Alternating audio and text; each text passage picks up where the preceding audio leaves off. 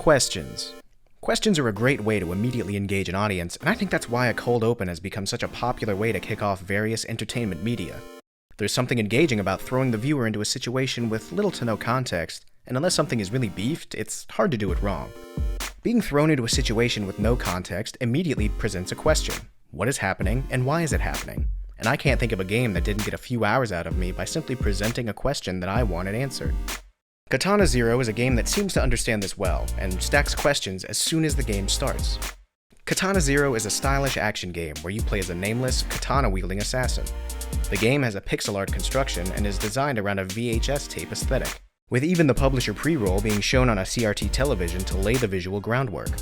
As soon as the game starts, Katana Zero begins presenting questions. You're shown a mysterious countdown of days remaining and a cryptic statement left reverberating in the air with no context. The player's first prompted action is to deflect a bullet, introducing a time slow mechanic before being thrust into the core gameplay. After a brief tutorial of the controls, you receive a phone call informing you that you're carrying out a mission to rescue a target person.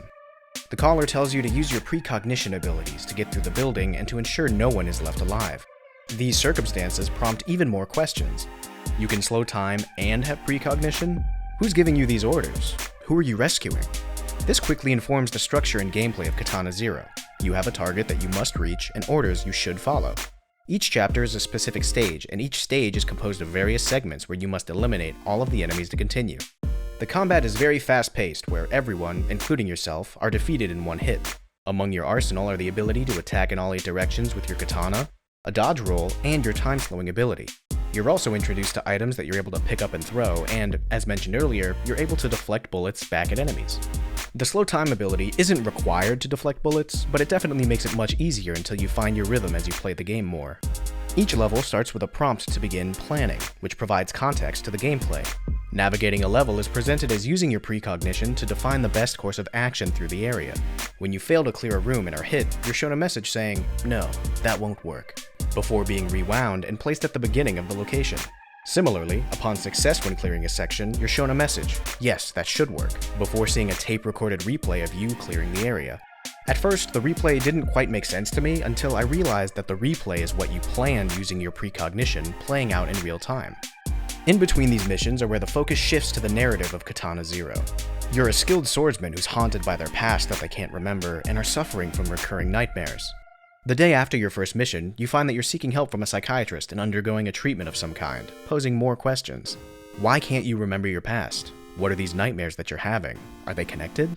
When conversing with characters, there is a bar that shows the progress of the current speaker's sentence.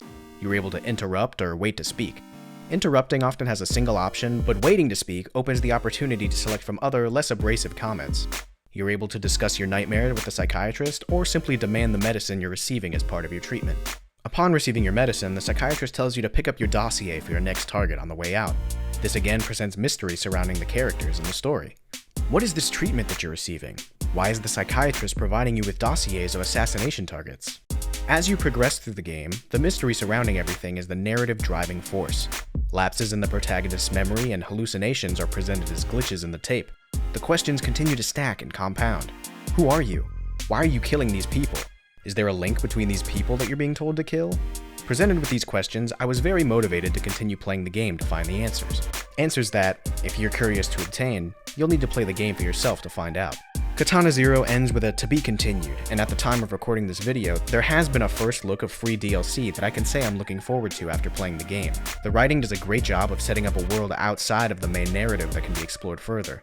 There are enough answers for Katana Zero to be satisfying, and enough remaining questions that I think a sequel is certainly warranted. Finishing the game also unlocks an additional speedrun mode where you can configure settings to play through the game with only the combat encounters. There are also secrets hidden throughout the game that unlock additional weapons. These weapons can alter how to approach combat, providing additional replay value. As I continued to experience Katana Zero, I was very impressed with how the game is presented as a cohesive package starting from the very first image shown to the player.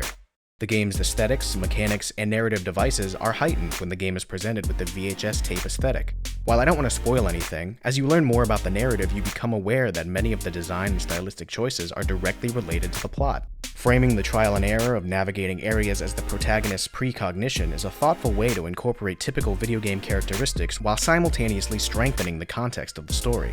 Every part of the construction of Katana Zero feels intentional, with the exception of a pretty minor detail. One of, if not my only complaint with Katana Zero is that in the middle of the game, there is an instance of being presented with the illusion of choice. Because there is a mystery brewing that is culminating to a grand climax as the game progresses, this choice is presented as a very important decision for the protagonist. However, all it amounts to is a question of do you want to play the rest of the game or not, which leaves the situation feeling shallow and pointless. False endings can and have been done very well in games before, where credits roll and you're surprised to find out there's more or that the original ending was an intentional ruse to pull off a satisfying twist. But when this concept is presented with such a vanilla and binary decision with no consequence, I don't understand its inclusion in any game. One choice ends the game then and there. Credits roll, and you're able to go back, make the other choice, and play through the second half of the game. That's it. I think this would feel less like random filler if there was actually a satisfying conclusion for either choice, but unfortunately that's not the case here. It's possible that this exchange is to provide insight into the protagonist's situation, but it doesn't seem to provide any narrative function in my opinion. That's not to say this segment soured my experience in a meaningful way, it just really stuck out as something that could have been executed better, especially when everything around it is presented so well. Games like Katana Zero stick out as reminders of how impressive indie games can be and currently are. I know it's not the only game to have done this, but there are risks taken that you often don't see in the AAA game space.